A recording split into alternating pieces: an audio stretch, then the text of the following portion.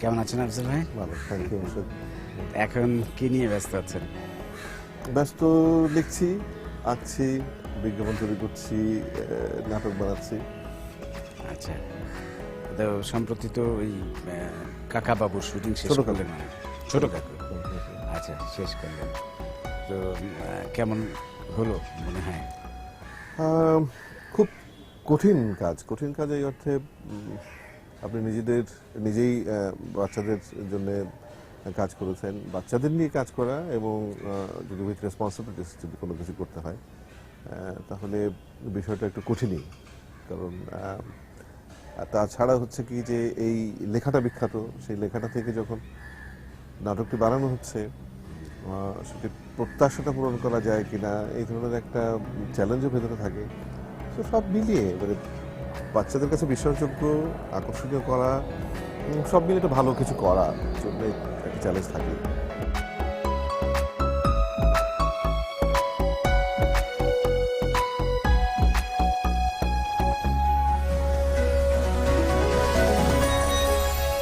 প্রিয় দর্শক, আমন্ত্রণ জানাচ্ছি ঈদের বিশেষ সম্পাদকীয়তে। আজ আমাদের সাথে আছেন আপনাদের অত্যন্ত প্রিয় অভিনেতা আফজাল হোসেন। তো আমরা একটু আজকে কথা বলবো আপনাকে নিয়ে, আপনার সম্পর্কে একটু জানার চেষ্টা করবো, যদিও দর্শকরা জানেন অনেক কিছুই, তারপর একটু নতুন করে জানা আর কি। তো একটু যদি একদম শুরু থেকে শুরু করি আফজাল ভাই, যে আপনার ছোটবেলা দিয়ে শুরু করি। আপনার জন্ম তো মনে হয় সাতক্ষীরায়, হ্যাঁ, এবং তারপরে কি সাতক্ষীরায় মানে কোন বয়স সাতক্ষীরা পর্যন্ত জেলা। ছিলেন? আমাদের গ্রামের নাম ছিল মাহতপুর, যদিও আমরা পরে পারুলিয়া বলে আরেকটা গ্রামে আমার বাবা চলে আসেন, দাদা চলে আসেন, কিন্তু আমাদের মূল বাড়িটা মাহতপুরে থেকে যায়। পড়াশোনা করেছি প্রথমে প্রাইমারি স্কুল, তারপরে স্কুলে খুব মনোযোগী ছাত্র ছিলাম না বলে পরিবার থেকে আমাকে পাঠানো হয় যশোর বোর্ডের খুব নামকরা একটা স্কুল, নলতা হাই স্কুল। খুবই একেবারেই আইন কানুনের মধ্যে চলতে হতো, সেখানে পাঠিয়ে দেওয়া হয়। সেখান থেকে পড়াশোনা শেষ করবার পর সরাসরি আমি ঢাকায় চলে আসি। সেটা কত বছর বয়সে ঢাকায় আসেন? ঢাকায় আসি হচ্ছে তখন আমি মানে স্কুল লাইফ শেষ করে শেষ করে। 71-এ ঢাকায় এসেছি।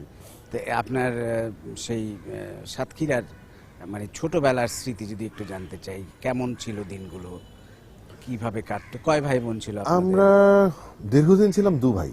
দীর্ঘদিন বলছি এই কারণে, আমি কলেজে যখন থার্ড ইয়ারে পড়ি তখন আমার বোন, মানে তখন থেকে আমরা বলতে পারি যে আমরা দু ভাই এক বোন, কিন্তু তার আগ পর্যন্ত আচ্ছা। কলেজে আসার আগ পর্যন্ত আমরা দু ভাই ছিলাম। বাবা চিকিৎসক ছিলেন। আমার ছবি আঁকার শখ ছিল, তো ছবি আঁকা শিখতে যেটা পরিবারে সবার থাকে আর কি, যে ছেলে ডাক্তার হবে, আমার দাদা ডাক্তার ছিলেন, আমার সেটা তো কোথাও মোটেও মত ছিল না। আমি পড়াশোনার মনোযোগী ছিলাম না, তো আমার কাকা বাইরে থাকতেন, উনি ডাক্তার ছিলেন, লন্ডনে থাকতেন। উনি ফেরত এসে এই আব্বা ওনাকে বলেছিলেন যে ও তো পড়াশোনায় মনোযোগী না। তখন উনি আমাকে বুঝিয়েছিলেন যে প্রাথমিক পড়াশোনাটা তোমাকে মন দিয়ে করতে হবে, তারপর তোমার যখন ছবি আঁকার মনোযোগ রয়েছে তুমি ছবি আঁকা নিয়ে পড়তে পারো। এই প্রথম আমি জানলাম যে ছবি আঁকা নিয়ে পড়া যায়।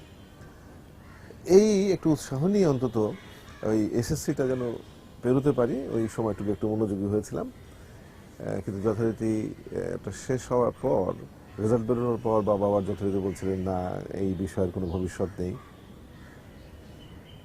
যা হয়, কবি কাজী নজরুল ইসলাম ছিলেন আমার আদর্শ, তার কবিতা পড়তাম, তার ঝাঁকড়া চুল পছন্দ ছিল, তার জীবন আচরণ যা পড়েছি খুব ভালো লাগতো। অনেকবার বাড়ি পালিয়েছেন, সেরকম ওই ওই ওই অনুপ্রেরণায় আমিও কয়েকবার বাড়ি পালিয়েছি। আচ্ছা তো তার মধ্যে একটা ছিল এই আর্ট কলেজে পড়াবে না, সেজন্য পালিয়ে গিয়েছিলাম। আচ্ছা। কিন্তু পকেটের পয়সা শেষ হয়ে যাওয়ার পর রুটির কারখানায় কাজ নিইনি, বাড়ি ফিরতে হয়েছিল। কিন্তু আব্বা তখন রাজি হয়েছিলেন যে যাও, আর্ট কলেজে ভর্তি করা হবে।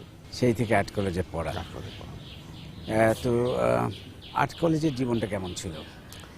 আর্ট কলেজের জীবনের প্রথম দিকটা ছিল মানে আমি তো ভর্তি হওয়ার কিছুদিন পরেই মুক্তিযুদ্ধ এসে গেল। ভর্তি হওয়ার যে সময়কালীনটা, সেটা আমি যতটা মনে করতে পারি যে মফস্বল থেকে এসেছি। আর্ট কলেজে যারা ঢাকার আশেপাশে যারা ছাত্রছাত্রীরা পড়েন, তাদের চলাফেরা আচার আচরণ খুব আলাদা। আমি বাংলা মাধ্যমে পড়েছি, মফস্বল একদম গ্রাম থেকে এসেছি। বোধ করতাম যে একটা দূরত্ব সবার সঙ্গে সবার রয়েছে। কিন্তু আমি মনে করি যে মুক্তিযুদ্ধ, এই যে আমরা কলেজটা বন্ধ হয়ে গেল, আমরা চলে গেলাম, তারপরে 9 মাসের মুক্তিযুদ্ধ একটা আলাদা মানুষকে ভেতরে এনে দিয়েছিল। যখন দেশে ফিরি, আবার কলেজে ভর্তি হই, তখন আমার আর ওই বোধটা কখনোই কাজ করেনি যে আমি কোথা থেকে এসেছি বা এরা কোথা থেকে। এইটা একটা অসাধারণ অভিজ্ঞতা আমার। এবং তার পরবর্তীকালে আর্ট কলেজে মানে বোধহয় আত্মবিশ্বাসটা ফিরে পাওয়ার কারণে সাংস্কৃতিক চর্চাটা তখন খুব চর্চা, মানে কি, কবিতা পড়তাম, লিখতাম। আর্ট কলেজে আমাকে সাংস্কৃতিক সম্পাদক বানানো হলো। আর্ট কলেজের 25 বছর যে রজত জয়ন্তী উৎসব, সেই উৎসবের অনুষ্ঠানের দায়িত্ব দেওয়া হলো। ওই দায়িত্ব থেকেই আবার নাটকের সঙ্গে সম্পর্ক শুরু হলো। মানে বলতে চাচ্ছি যে আর্ট কলেজের ওই সময়টা, মুক্তিযুদ্ধের শেষে 75 সাল পর্যন্ত যে সময়টা, সেই সময়টা দারুণ আকর্ষণীয় একটা সময় কেটেছে, যে প্রতি মুহূর্তে বদল হয়েছে এবং উপভোগ করেছি প্রতি মুহূর্তে। মানে মুক্তিযুদ্ধ, আপনি বলতে চাচ্ছেন মুক্তিযুদ্ধ আপনার জীবনটা মূল বদলে দিয়েছে আমি বা মনে একটা করি। নতুন দৃষ্টিভঙ্গি এনে দিয়েছে। মনে করি, কারণ হচ্ছে কি যে আমি শুধুই মফস্বল থেকে আসা একটা ছেলে ছিলাম। আর আমি যখন ওই ফার্স্ট ইয়ারেই আবার আসলাম, আবার 9 মাস পর যখন ফেরত আসলাম, তখন আমার একই অনুভূতি আর ছিল না, অনেক আত্মবিশ্বাস ছিলাম তখন। তারপরে মঞ্চ নাটকের সাথে যুক্ত হলেন কবে? ওই আর্ট কলেজ থেকে এই রজত জয়ন্তীর মধ্যে একটা নাটক হয়েছিল। সেই নাটকটা আলমনসুরের লেখা ছিল। সেই সুবাদে ঢাকা থিয়েটার ব্যাকস্টেজ সাপোর্ট, যেটা সেটা টিএসসিতে নাটকটা হয়েছিল।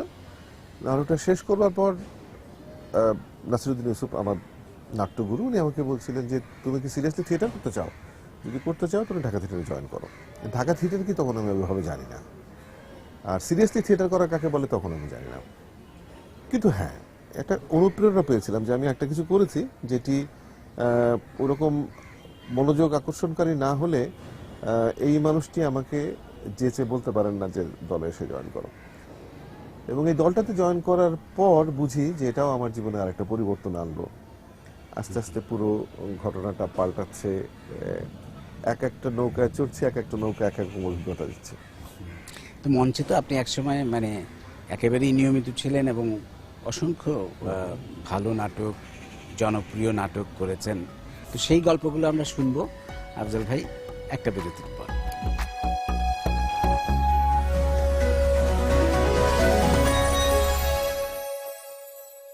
রসে ভরা অর্ধেক কালো জাম ড্রপ, একটি আদরের ভাগ্নি ড্রপ, 400 গ্রাম ময়দা ড্রপ ড্রপ ড্রপ, দুটি অ্যাসাইনমেন্ট, সাথে একটি ট্যাপ খাওয়ার হৃদয় ড্রপ, এত স্বাদের ফোনটা সেটাও কিনা ড্রপ। একটিও না। বাংলা লিংকের বিশ্বমানের অ্যাডভান্সড ইন্টেলিজেন্ট নেটওয়ার্কে কল ড্রপ 1%-এর চেয়েও কম। নতুন কিছু করো, বাংলা লিংক।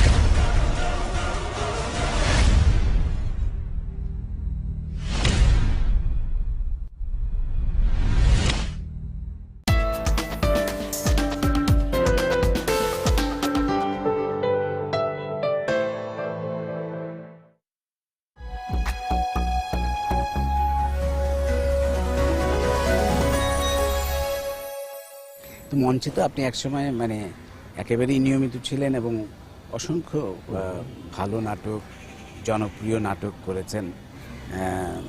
সেই দু একটা কথা কি বলবেন আপনি? মঞ্চে একটা ঘটনা দিয়ে শুরু করি। সেটা হলো, প্রথম আমরা ঢাকা থেকে চিটাগাং নাটক করতে গিয়েছি। ওখানে খুব নাম করা দুটো দল ছিল তখন, থিয়েটার 71 আর অরিন্দম।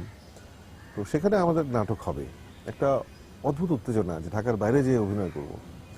তো সেই নাটকের ওই মহড়ার সময়, মঞ্চে মহড়ার সময় বারবার আমার ভুল হচ্ছিল আলোটা বুঝে নিতে, যে একটা সংলাপের থেকে আরেকটা সংলাপে যাওয়ার মাঝখানে যে অন্ধকারটুকু অতিক্রম করবার কথা সেটা বারবার আমার ভুল হচ্ছিল। তো কেউ একজন ঠাট্টার ছলে বলেছিলেন যে ইয়ে তো আলো বুঝে অভিনয় করার দরকার নেই, এমনি যা করে করুক। এটা খুব আহত হয়েছিলাম আমি। এবং যদি বলি আমি যে সেটাই শুরু, অভিনয় তো আগে থেকেই ঢাকা থিয়েটারে জয়েন করেছি, কিন্তু সেই রাত বোধহয় শুরু আমার মনে হয়েছিল যে আমি অভিনয়টা করব। এর আগে কিন্তু খেলার ছলে ভালো লাগছে করছি এরকম, কিন্তু সেই রাত থেকে আমার মনে হয়েছিল যে আমি অভিনয়টা করব। সেটা কি নাটক ছিল? ওটা ছিল সংবাদ কার্টুন, না বিদায় মোনালিসা ছিল। যাই হোক, সেই হচ্ছে যে তারপর থেকে যে জীবনটা সেটা খুব আলাদা। আর এটা তো ঠিক যে ঢাকা থিয়েটারে জয়েন করার বিষয়টা আমার জীবনের আরেকটা পরিবর্তন এনে দিয়েছে। সেই পরিবর্তনটা হচ্ছে, আমি বারবার একটু আগেও যেটা মেনশন করেছি, যে আমি মফস্বল থেকে আসা একটা ছেলে, এই একটা নতুন জায়গায় এলাম যেখানে দেশের সেরা অভিনয় শিল্পীরা, সেরা নাট্যকার, নির্দেশক সবাই একসাথে কাজ করেন। পেয়েছিলাম রাইসুল ইসলাম আসাদ, পীযূষ বন্দ্যোপাধ্যায়, শিমুল ইউসুফ, ফারাহ খান মজলিস, নাইলা আজাদ নূপুর, জহিরুদ্দিন পেয়ার, অসংখ্য, মানে হাবিবুল হাসান, সবশেষে সুবর্ণ এলো, তো এই যে হুমায়ুন ফরিদি এলো। তো এই যে সবাই মিলে একসাথে হওয়া এবং দীর্ঘদিন একসাথে মিলে কাটানো, এটা একটা জীবনকে বদলে দিতে বাধ্য হইতো। ঢাকা থিয়েটারের কিছু আপনার মনে পড়ে এখনো, বা এখন হয়তো সময় পান না, কিন্তু এখনো মনে হয় যে আবার সেই নাটকটা মঞ্চে হোক এবং আমি করি, সেরকম একটি নাটক কি আছে? বিশেষ তো প্রতিটি নাটকই বিশেষ, কারণ তখন যে নাটকগুলো হয়েছে এবং আজও অবধি ঢাকা থিয়েটার বা সেলিম আলদিনের যে একসঙ্গে যে নাটকগুলো, সেই নাটকগুলো তো প্রতিটিই বিশেষ। তো সেটা ওইভাবে না, আমি বলতে পারি এইভাবে যে এখনো যে নাটকগুলো হচ্ছে এবং সেটার সঙ্গে যে আমার সম্পর্ক নেই অতটা, আমি যে সময় দিতে পারি না, আমি যেতে পারি না, অভিনয় করছি না, বা আমি মঞ্চ পরিকল্পনা করতাম সেটাও করতে পারছি না, এটা এক ধরনের গ্লানি আছে, এক ধরনের মন খারাপ করার বিষয় থাকে। যখন সময় পাই আমি রিহার্সালে যাই, যখন দল থেকে ডাকা হয় যে এটা করতে হবে, সেটা খুব উৎসাহের সঙ্গে করার চেষ্টা করি। এবং সেটা উৎসাহটা ওই কারণেই যে মনের ভেতরে যে কষ্টটা আছে সেটাকে যতটুকু সম্ভব সরিয়ে রাখা, দূরে রাখা।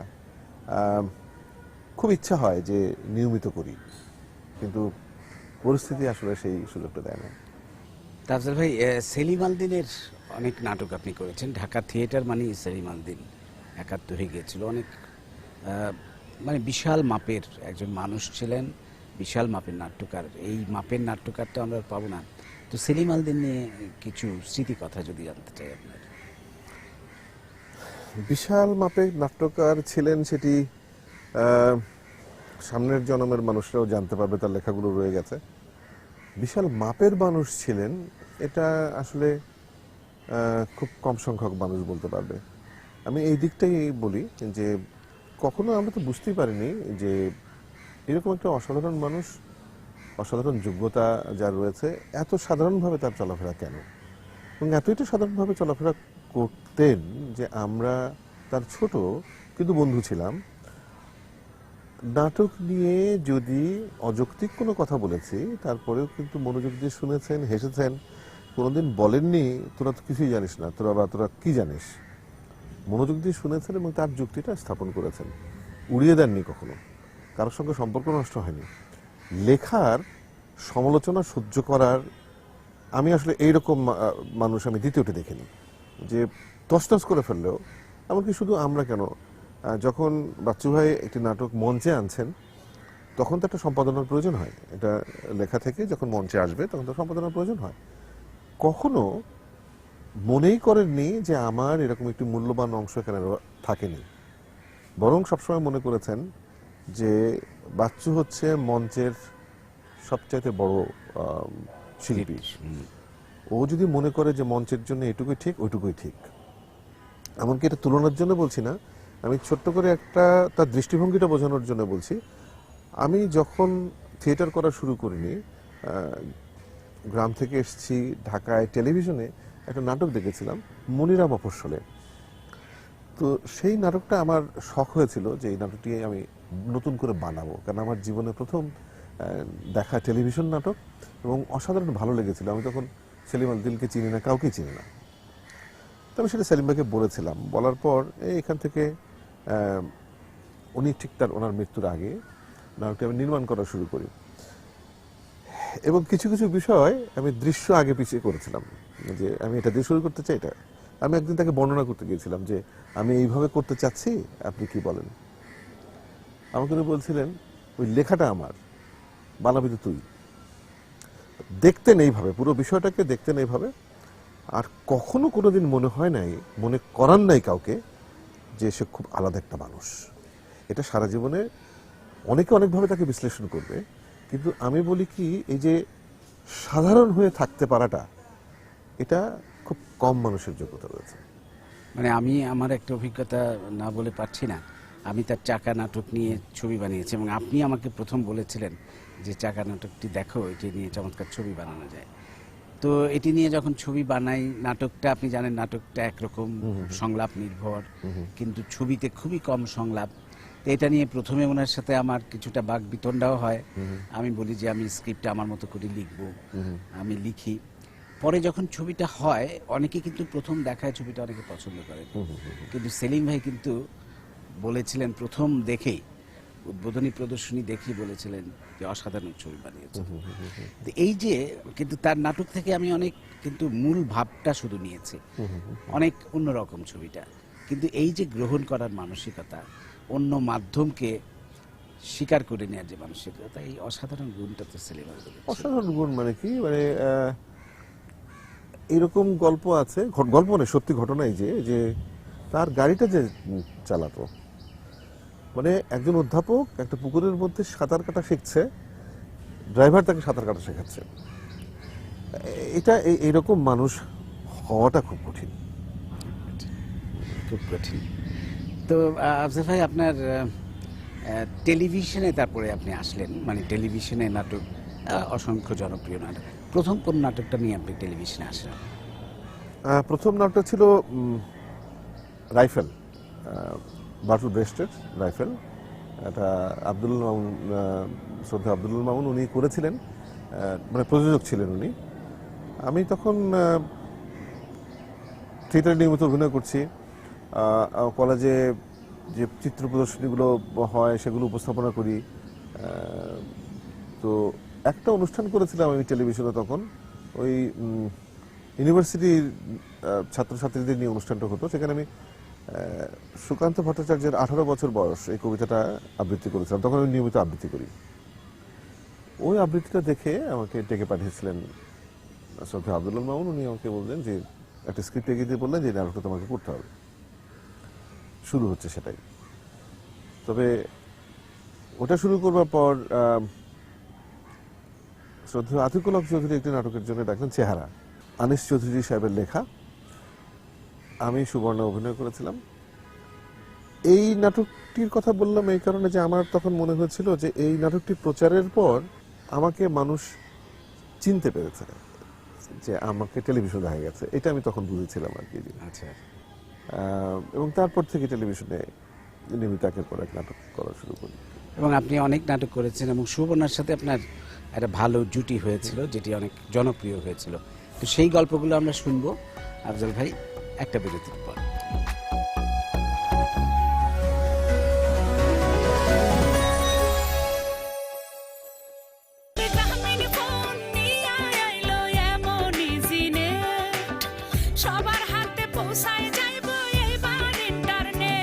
সবার হাতে ইন্টারনেট পৌঁছে দিতে গ্রামীণ ফোন আনলো ইজিনেট। স্টার 5000 স্টার 55 হ্যাশ ডায়াল করলে এসএমএস এ আসবে একটি লিংকে ক্লিক করে ফ্রিতে শেখা যাবে ইন্টারনেট, ফ্রিতে চালানো যাবে ফেসবুক, উইকিপিডিয়া সহ অনেক কিছু। এখন নিজে শিখুন, শেখান অন্যদেরকেও। ইন্টারনেটে থাকবে না কেউ নিরক্ষর যে আর, এই তো সময় বাংলাদেশ বহু দূর যাবার, আরে বহু দূর যাবার।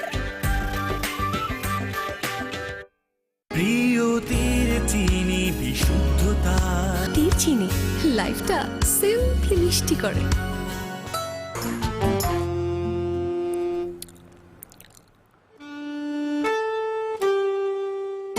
বাংলালিংকের বিশ্বমানের অ্যাডভান্স ইন্টেলিজেন্ট নেটওয়ার্কে মাকে কানেক্ট করার চান্স প্রায় 100%। কিন্তু মায়ের মতো কেক নতুন কিছু করো বাংলালিংক। ভীমরুলির শতদশকারীর পেয়ারা আরও তৈল এইটা। এই পেয়ারা সমস্ত বাংলাদেশের সর্বত্র ছড়াই পড়ে। পেয়ারা যে এখন যে দামে বিক্রি হইতেছে তাতে আমাদের চাষের খরচা হয় না, বরং আমাদের গাইডেরটা চাইতেছে। একটা লোকে ম্যাক্সিমাম 3 মণ পেয়ারা পায়। 3 মণের দাম কত জানেন? 600 টাকা। দিতে হয় কত জানেন? 700 টাকা, এবং মাসে দিতে হয় তাকে 10,000 টাকা। তাহলে যেকালে মেইন পেয়ারার সিজন হিসেবে যদি আমাকে 40টা মন বেচা লাগে, তাহলে আমাদের সংসার কিভাবে চলে?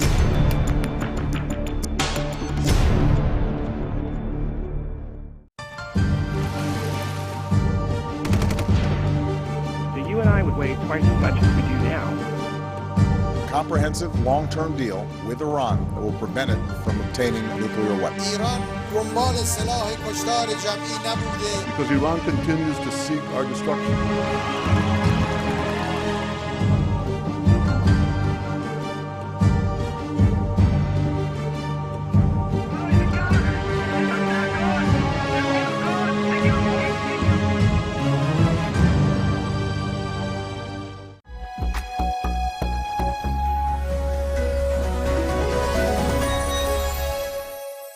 হ্যাঁ, তো আফজাল ভাই আপনি বেশ কিছু জনপ্রিয় নাটক করেছেন সুবর্ণার সাথে জুটি বেঁধে।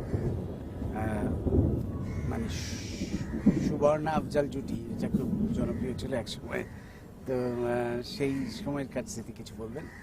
আমি সুবর্ণা যে পরিমাণ নাটক করেছি তার অধিক নাটক কিন্তু অন্যদের সঙ্গেও হয়েছে, কিন্তু যে কোনো কারণে হোক আমরা একসঙ্গে যে নাটকগুলোতে অভিনয় করেছিলাম দর্শকরা আলাদাভাবে পছন্দ করেছিল, সেই কারণে হয়তো এই প্রসঙ্গটা আসে।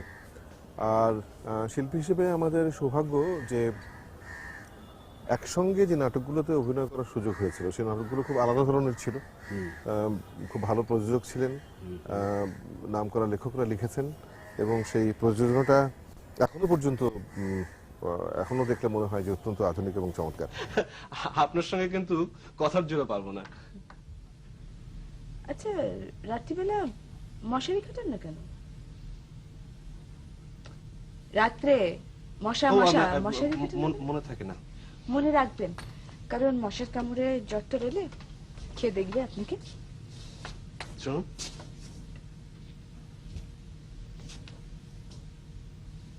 জ্বর এলে যে আমার দেখার কেউ নেই, আপনাকে কে বলবে? এই সব কারণগুলোর জন্যই বোধ হয় যে মানুষ বিশেষ করে আমাদের কথা বলে, যখন একটা নাম উচ্চারণ করে আমার ভালোই লাগে যে আমাদের আমি খুব কম দেখেছি যে আলাদা করে আমার নাম উচ্চারণ করছে। প্রসঙ্গটা এলে হয়তো ওর নামটাও উল্লেখ করে যে আফজাল সুবর্ণা হয়তো বলছে, বা সুবর্ণা আফজাল। এটা আমি এক অর্থে উপভোগ করি যে অন্তত দর্শক একটা জায়গা আমাদের জন্য তাদের হৃদয়ে রেখেছেন, তৈরি করেছেন।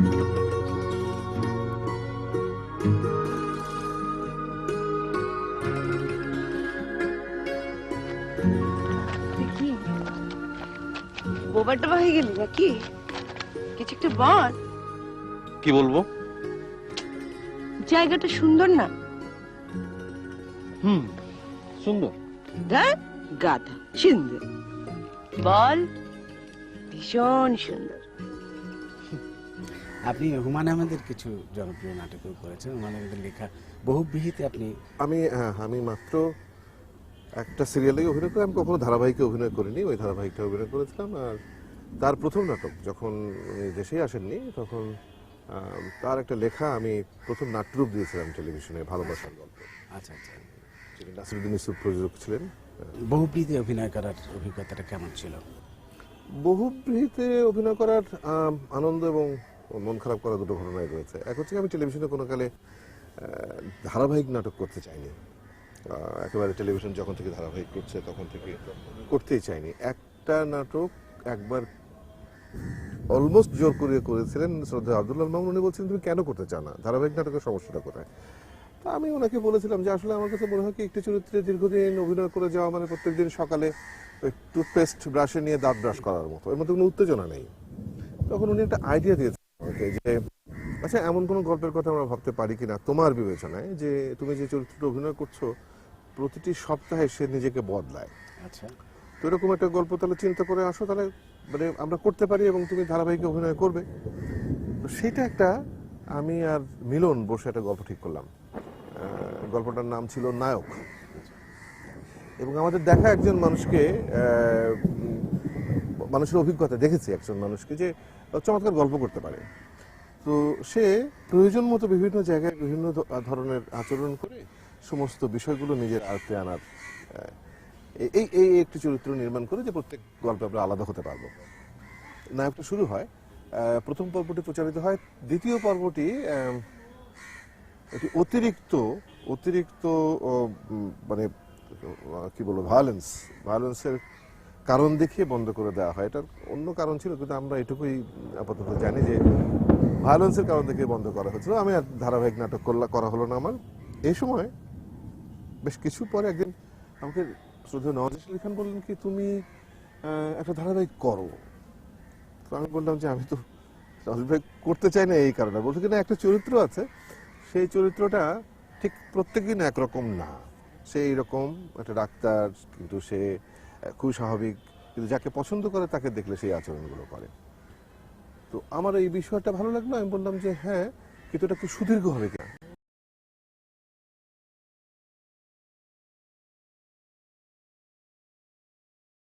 করতে পারি, তো সেটা শুরু করি। নাটকটা খুব জনপ্রিয় হয়। আমার ভয় ভয় লাগছে, মানে জাল ফেলতে গিয়ে সত্যি সত্যি যদি আনিস সাহেব যা বললেন। Silence, action. ডাক্তার কুজো হয়ে মাঝি বৈঠা দাও, গান ধরো আমার সোনার বন্ধুরে। হ্যাঁ সাবাস, এবার ইমোশন দাও, সাবাস। যা তোমার মনে দুঃখ ভাব, হ্যাঁ দুঃখ ভাব, চোর দিয়ে দাঁত ফেলে দেবো হারাম যারা। আর ওই হারাম যারা কালে চশমা পরে আছে, দেখো চশমা খোল। হ্যাঁ সাবাস, হ্যাঁ। এইবার জেলে তোমার শরীরটা বেশি ভালো নেই, তুমি খুব করে কাশো, থুতু ভালো, আকাশের দিকে তাকাও, পানির দিকে তাকাও। এবারে জালটাকে জেলেদের মতো করে সালাম করো। হ্যাঁ ভালো, এবারে জল ফেলে দাও, জল ফেলো।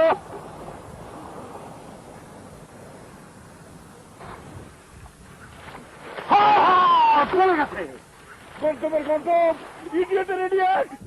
এবং চরিত্রটা অনেক জনপ্রিয় হয়, চরিত্রটা বিশেষ করে জনপ্রিয় হয় এবং এটি 13 পর্ব থেকে 26 পর্ব হয়ে গেল, খেপে গেল। হ্যাঁ, তো আফজাল ভাই আপনি কিছু চলচ্চিত্র অভিনয় করেছেন, যদিও সংখ্যা খুব বেশি না, কিন্তু করেছেন। চলচ্চিত্রে অভিনয় করতে আপনার কেমন লেগেছে? ভালো এবং খারাপ উভয়ই। চলচ্চিত্রে অভিনয় আসলে বলতে দ্বিধা নেই যে আমি খুব স্পষ্ট উচ্চারণে বলতে চাই যে একটা সময় আমার মনে হয়েছিল যে আমি চলচ্চিত্রের নিয়মিত অভিনেতা হতে চাই। তখন মঞ্চ বা টেলিভিশনের একটা আলাদা বনেদীপনা বা আভিজাত্য ছিল। এখান থেকে কেউ চলচ্চিত্র যাবে এরকম একটা বিবেচনা করাটাও খুব মানে খুব চলে আসতে পারে। কিন্তু একটা ওই সময় একটা প্রস্তাব পেলাম আমি যে শ্রদ্ধেয় কাজী জহির, উনি বাংলাদেশের সবার জানার মতো সবচেয়ে বড় প্রযোজক, সবচেয়ে সাকসেসফুল ডিরেক্টর। তো তিনি একটি প্রস্তাব নিয়ে এলেন যে একটা ছবি করতে চাই, যে ছবিতে আমি থাকবো, ববিতা থাকবে, সুবর্ণ থাকবে। তো আমার তখন মনে হলো যে আমি একজন অভিনয় শিল্পী হিসেবে এরকম একটা প্রযোজকের এইরকম একটি ছবি এবং যার নায়ক অভিনয় শিল্পীরা থাকবেন এরকম ববিতা, সুবর্ণ এবং আমি, এটা করার জন্য খুবই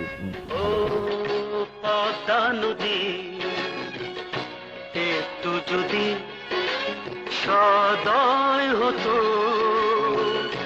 তাহলে অনেক ফুল ভাঙন থেকে বেঁচে যেত ও চলার সাথী।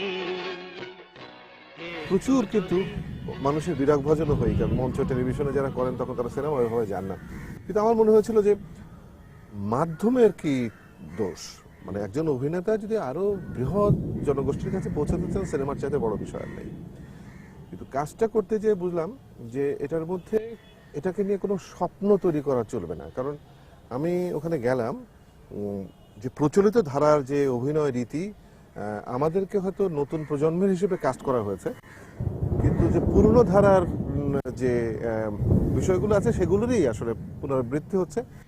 এবং আমার মনে হয়েছে যে আমরা টেলিভিশনে নাটক করি, এখন যারা আমাদেরকে দেখেন তারা সিনেমা হলে এসে এইরকম ঢঙে অভিনয়টা পছন্দ করবেন কিনা। তো ছবিটা শেষ হলে আমার উৎসাহটা আর থাকেনি, আমি আর ছবিতে কাজ করিনি দীর্ঘদিন যাবত। তারপর শ্রদ্ধা আব্দুল্লাহ মামুন আমাকে একদিন বললেন যে, শোনো, তুমিও টেলিভিশন করো, আমিও টেলিভিশন করি, কেউ তো আমাদের সিরিয়াসলি নেয় না চলচ্চিত্রে। তারা মনে করে এরা সিনেমা বানাতেও পারবে না, সিনেমাতে অভিনয় করতে পারবে না। তো আমার খুব শখ যে একটা ছবি আমরা করি। তো এই 2 জীবন নামে ছবিটা করলাম। উনি বললেন যে আমি আসলে প্রমাণ করতে চাই যে এটা মানে মাধ্যমের কোনো বিশেষ তফাৎ নেই। ফুলের বাহার নদীর জোয়ার রূপের মাধুরীতে আছে তোমার, ফুলের বাহার নদীর জোয়ার রূপের মাধুরীতে আছে তোমার। তোমারই কারণে রঙে রঙে যোধনে, তোমারই কারণে রঙে রঙে যোধনে, সেজেছি আজ ফাগুনে। তুমি আমার ফাগুন জীবনে। এই ছবিটা প্রচুর জনপ্রিয় হয় এবং এরপরে প্রচুর অফারও পেতে থাকি যে আমি চলচ্চিত্র যদি করতে চাই। আমার মনে হয়েছিল যে এই হচ্ছে সুযোগ, আমি করতে পারি। কিন্তু তখন অনেকগুলো ছবি আমি না করেছিলাম এবং না করবার পর একদিন খুব বিখ্যাত এবং বেশ সফল পরিচালক অশোক ঘোষ, উনি আমার কাছে এসেছিলেন একটা ছবি নিয়ে। তো ছবিটার নাম বলার পরে আমি ভুরু কুঁচকেছিলাম। উনি বললেন যে ভ্রু কোচকালেন কেন? আপনি যদি চলচ্চিত্রে নিয়মিত হতে চান তাহলে এই ভ্রু কোচকানিটা বাদ দিতে হবে, অনুভব করাতে হবে যে আপনি আমাদের মানুষ বা আমরা একসঙ্গে কাজ করব। আপনারা এই 2 পক্ষ হয়ে থাকলে চলবে না। আপনি যদি ভ্রু কোচকাতে চান তাহলে সেটা থাকবেন, বছরে 10 বছরে 5 বছরে একজন কেউ আপনার কাছে আসবে। আর যদি না কোচকান আমরা 100 জন আসবো, ভাববো যে আপনি চলচ্চিত্রের মানুষ। আপনাকে ডিসাইড করতে হবে যে আপনি চলচ্চিত্রটা করতে চান না। আমার সেদিন প্রথম রিয়েলাইজেশন হয়েছিল যে হয়তো আমার এটা করতে চাওয়াটা ঠিক না। তো আজল ভাই, আপনি বেশ কিছু নাটকও নির্মাণ করেছেন। আপনি বিজ্ঞাপন জগতের সাথে আমাদের একদম শুরুর দিককার বিজ্ঞাপন জগতের একজন পায়োনিয়ার বলা যায়। এই সব কথা নিয়ে আমরা আবার আসবো আরেকটা বিরতির পর।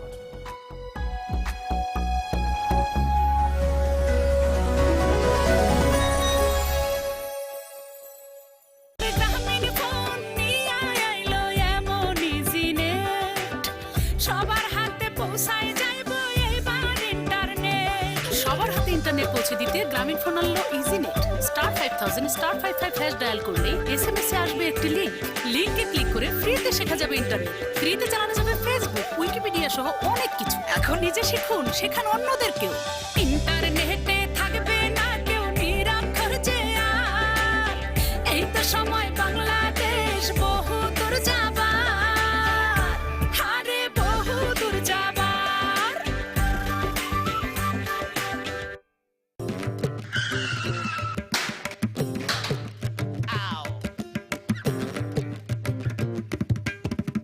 যতই ব্যথা দাও প্রাণী সইব,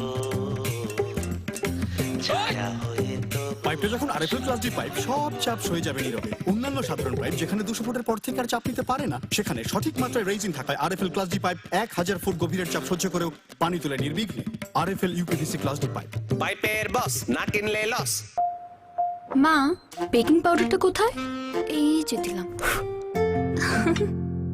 চিনি তো মনে হয় একটু বেশি দিয়ে ফেলছি। কিচ্ছু পাওয়া যায় না এই বাসায়।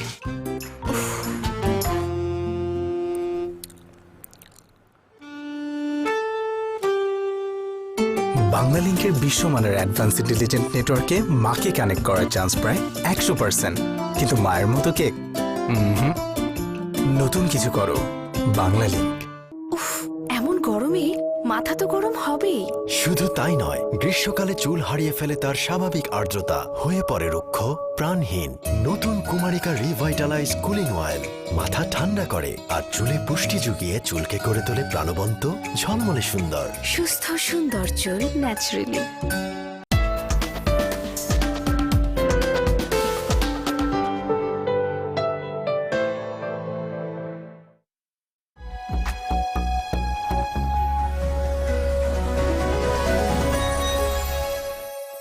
আফজাল ভাই, আপনি তো নিজে অনেক নাটক নির্মাণ করেছেন, বেশ কিছু নাটক আপনি নির্মাণ করেছেন।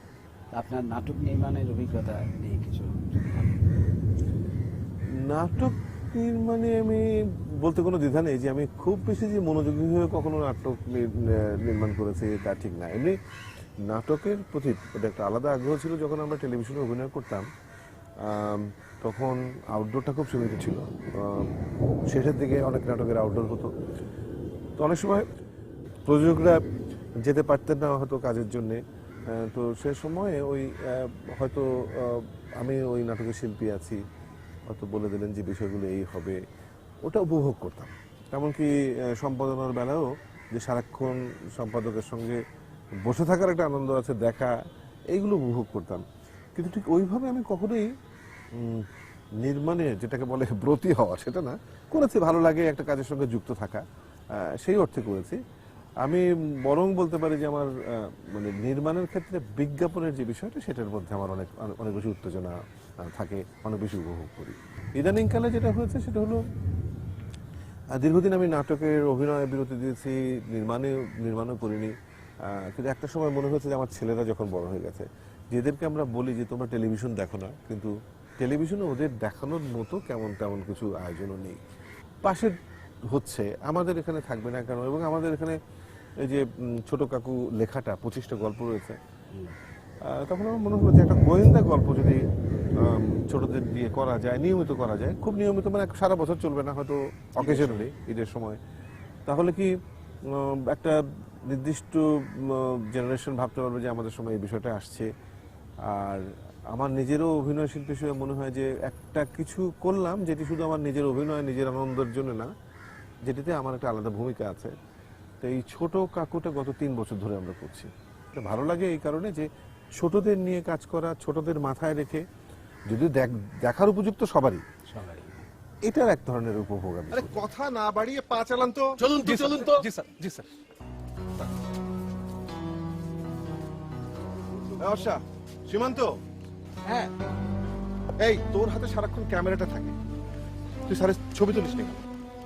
ছোটদের কাজ করতে যে আপনার কি মনে আছে? ছোটদের কাজ আরো অনেক বেশি কঠিন হওয়া উচিত। আমি আমার অনেকদিন পর সৌভাগ্য হচ্ছে ছোটদের কাজ করাটা অনেক বেশি কঠিন মনে হচ্ছে। কঠিন তো বটেই, আর আনন্দেরও। অ্যাটলিস্ট আমরা বহুদিন পর এক জায়গায় বসেছি, আমাদের উভয়ের একটা কমন স্মৃতি আছে যে আমি যখন নিয়মিত থিয়েটার করি তখন মোর্শেদ অনেক বেশি ব্যস্ত ছিল লিটল থিয়েটার নিয়ে, এবং তখনও কিন্তু এই উত্তেজনাটা নিয়ে কাজটা হয়েছে। দীর্ঘদিন সেটা আর করা হয়নি। এখন প্রতি মুহূর্তের একটা চ্যালেঞ্জ তো, যে বাচ্চারা এই নাটকটি দেখবে, এখানে তারা অনেক কিছু দেখে ফেলেছে, টেলিভিশন, সিনেমায় তারা অনেক কিছু এখন দেখে ফেলেছে, আমাদের শৈশব না, এদের শৈশব অনেক কিছু দেখে ফেলেছে। যদি অনেক কিছু দেখে ফেলেই থাকে, তাহলে এই সীমিত সুবিধার মধ্যে, সীমিত আয়োজনের মধ্যে আমরা কিভাবে একটা প্রযোজনা করতে পারি যেটাতে তারা ত্রুটি ধরবে না, তারা অন্তত একটু আগ্রহ নিয়ে দেখতে পারবে, এটা একটা চ্যালেঞ্জ, এটা ভালো লাগে। চ্যালেঞ্জটা। আর বিজ্ঞাপনের কথা বলছিলেন, বিজ্ঞাপন তো আপনি বলা যেতে পারে যে এই দেশের বিজ্ঞাপন জগতে একেবারে আপনি যখন কাজ শুরু করেছেন তখন তো সেইভাবে অনেকে আসেনি। তো বিজ্ঞাপন করতে আপনি বলছেন যে বিজ্ঞাপন করতে আপনার ভালোও লাগে, তো বিজ্ঞাপনের চ্যালেঞ্জটা কিরকম? চ্যালেঞ্জটা সবসময় এটা হচ্ছে যে আমরা যে সময়টার কথা উল্লেখ করলেন সেই সময়টার দিকে যদি আমরা চোখ রাখি তাহলে দেখবো যে বিজ্ঞাপন ছিল, বিজ্ঞাপনের প্রতিষ্ঠান ছিল, কিন্তু বিজ্ঞাপনের দিকে আলাদা নজর সর্বস্তরের মানুষের ছিল না।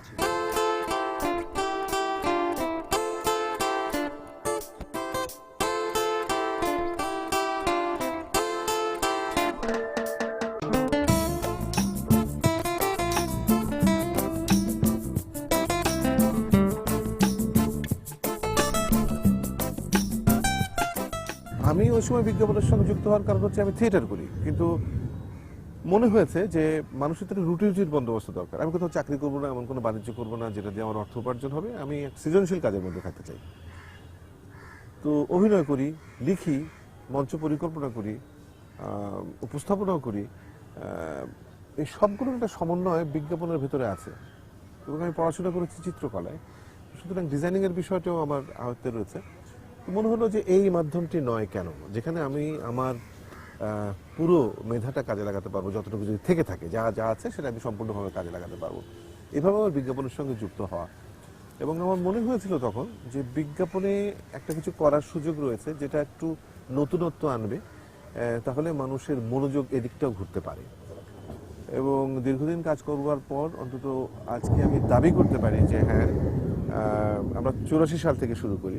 তখন বাংলাদেশে প্রচুর প্রতিষ্ঠান ছিল না, প্রচুর বিজ্ঞাপন ছিল না, এমনকি মডেলিং বা মডেল একটা যে পেশা, একটা মর্যাদার সেই ধারণাটাও ছিল না।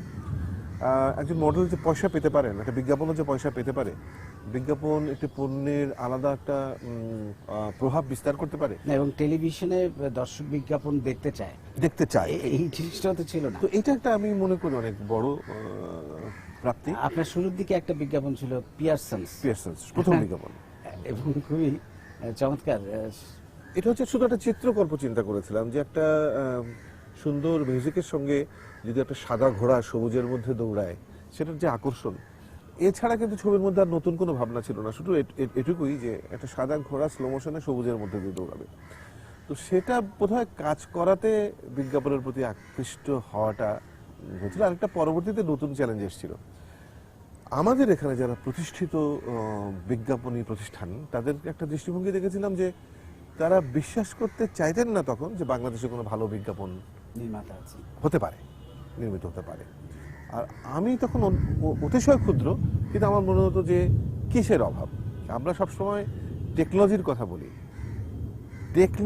টেকনোলজি মানে এটাই তো সবকিছু না, মানে আইডিয়াও তো অনেক বড়। কখনো কখনো সীমিত সুযোগ সুবিধা আমার যা রয়েছে তার মধ্য থেকে যদি আমরা ভিন্ন ভিন্ন আইডিয়ায় মানুষের কাছে পৌঁছাতে পারি, তাহলে আমার কি ভালো ক্যামেরা আছে বা কি আমি কিভাবে ল্যাবে ওটা পরিস্ফুটন কিভাবে করতে পারছি, বা আমার ক্রেন নাই, এগুলো খুব গুরুত্বহীন বিষয় হয়ে দাঁড়ায় যদি প্রাথমিক একটা পর্যায়ে দীর্ঘ সময় পর্যন্ত কিন্তু পার করা যায় হচ্ছে ধ্যান ধারণা দিয়ে।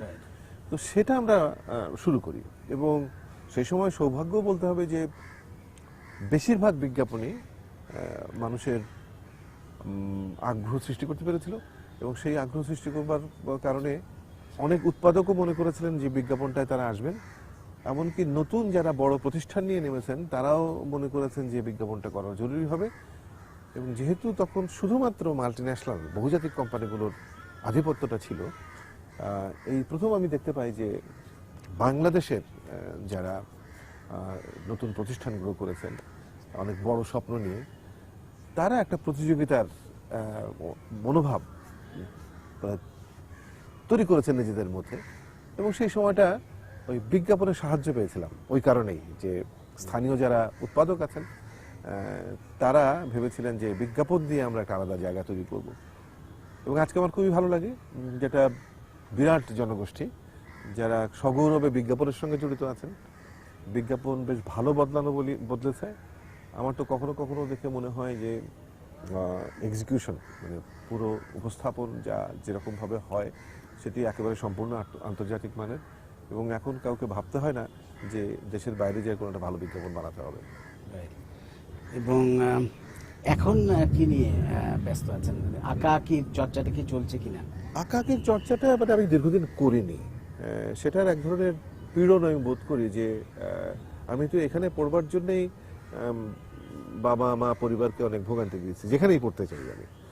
তো ঠিক আছে, অভিনয় করেছি, লিখি, যে কাজই করি সে কাজের অন্তত মনোযোগ কিছুটা হলেও আকর্ষণ করতে পেরেছে। আমার আব্বা একদিন বলেছিলেন যে আমার ভালোই লাগে যে তুমি যা করছো সেটা মন্দ করছো না, কিন্তু এটাও মাথায় রেখো যে তুমি যেটা পড়া নিয়ে এত কাণ্ড করলে সেটা যেন তোমার চর্চার বাইরে না যায়। তো তখন আমি কথাটা অত মনোযোগ দিয়ে শুনিনি। গত 5-6 বছর আসলে প্রদর্শনীতে গেলে আমার পুরনো বন্ধু বান্ধবদের সঙ্গে দেখা হলে ছবি যে আঁকি না সেটা খুব কষ্ট দেয়। সেটা আমি 5-6 বছর আগে শুরু করেছিলাম, কিন্তু খুব হতাশ ছিলাম। কিন্তু গেল 2-3 বছর আমি নিয়মিত কাজ করার চেষ্টা করি, একটা ইচ্ছা আছে প্রদর্শনী করবার। আর আমি যে কাজ করি এখন অন্তত যারা ছবি আঁকেন আমার বন্ধুস্থানীয় তারা অত্যন্ত খুশি যে আমি কাজে আবার নেমেছি, কাজ করছি। ছবি আঁকাটা এখন আমি খুব মনোযোগ দিয়ে করি। আমি সম্পূর্ণ সময় করতে পারি না, কারণ আমার অন্য পেশা আছে। তো যতটুকু সময় পাই আমি ছবিতে দেওয়ার চেষ্টা করি। লেখালেখির চর্চাটা কেমন চলছে? লেখালেখিটা আমি তো লেখালেখির সঙ্গে যুক্ত অলমোস্ট বলবো যে স্কুল জীবন থেকে, কিন্তু গত 4-5 বছর আমি নিয়মিত, এটা প্রকাশের জন্য না, শুধু আমার ভালো লাগার জন্য আমি নিয়মিতই লিখি, অলমোস্ট নিয়মিতই লিখি। যে কোনো ভাবনা, যে বিষয়টি যেদিন আমাকে আলোড়িত করে বিষয়টা আমি লিখি। এটার উদ্দেশ্য নেই যে আমি এটা ছাপবো বা এটা, তা না, লেখাটা আমার ভালো লাগে, নিয়মিতই লিখি। তারপরে এই যে এত কিছুর সাথে আপনি জড়িত, অনেক সৃষ্টিশীল কাজের সাথে আপনি যুক্ত, অভিনয়, আপনার লেখালেখি, আপনার নাটক নির্মাণ, বিজ্ঞাপন নির্মাণ, ছবি আঁকা, এর মধ্যে যদি বলি যে নির্দিষ্ট করে বলা খুব মুশকিল, তারপর যে কোনটা আপনার সবচেয়ে বেশি পছন্দের জায়গা? নেই, তা যদি হতো তাহলে সেটার দিকে বেশি মনোযোগী হতে পারতাম। হ্যাঁ, আমি তো একটু যেটা বলেছি আলোচনায় যে মঞ্চ অভিনয়টাকে আমি মিস করি। আমি যে ছবি আঁকতাম না সেটার জন্য কষ্টবোধ করেছি, সেটা বলে আমি অনিয়মিত লেখক ছিলাম, এখন লিখে আমার ভালো লাগে, সেটাও আমি বলেছি। উপস্থাপনাটা এখন করি না, কারণ ওটার জন্য অনেক সময় লাগে। হ্যাঁ, সেই বিষয়টা বাদ পড়ে গেল আসলে। আপনার উপস্থাপনা তো আপনার একটা বিশাল, তো সেটা অনেক জনপ্রিয় অনুষ্ঠানের উপস্থাপক, তো সেটা এখন আর সময় দিতে হবে বলে ওটা আমি এখন করতে পারি না। আমি প্রত্যেকটাই উপভোগ করি। আর অবশ্যই আমি একটা কথা বলতে চাই যে আমি কখনো কখনো ভেবে দেখেছি, এই প্রশ্নটা অনেকেই তো করেন, ভেবে দেখেছি যে আসলে কোনটা বিশেষ করে ভালোবাসি। এটা তো বলা অসম্ভব, কারণ প্রত্যেকটাই নিজের অনুভূতির একটা অংশ। এবং যদি আমার চাহিদা না থাকে, চাহিদা বলতে আমি বলতে চাচ্ছি আমি অনেক বড় মাপের একজন চিত্রশিল্পী হব, বড় মাপের একজন অভিনেতা হব, এই যে বড় মাপ নির্দিষ্ট করে নেওয়া, তখন নানান ধরনের সমস্যা থাকতে পারে। কিন্তু আমার যদি মনে হয় যে আমি অভিনয়টা করতে চাই, অভিনয় ভালো লাগে, আমার যদি মনে হয় আমি ছবি আঁকতে চাই, আঁকা মানে একটা ভালো লাগার সীমায় তো পৌঁছানো, সেটা বড় নাই বললাম, কিন্তু সবকিছু তো বড় করে করার মনোবৃত্তি, মনোবাসনা আছে। তো সেটাই যদি থাকে সেটা এনাফ, এবং তা যদি থাকে তাহলে প্রতিটি বিষয় আনন্দের এবং উপভোগের। ধন্যবাদ আফজাল ভাই, আজকে এখানেই শেষ করতে হচ্ছে। মানে যে কোনো মুহূর্তে বৃষ্টি নেমে যাবে মনে হচ্ছে। সেটা আমাদের সৌভাগ্য, সৌভাগ্য যে অনেকক্ষণ ধরে মেঘ গুলগুল করছে, শেষ করতে পারলাম, এটাই আমাদের সৌভাগ্য। তো অনেক ধন্যবাদ, আশা করি আপনার সৃষ্টিশীল জীবন আরো অনেক দূর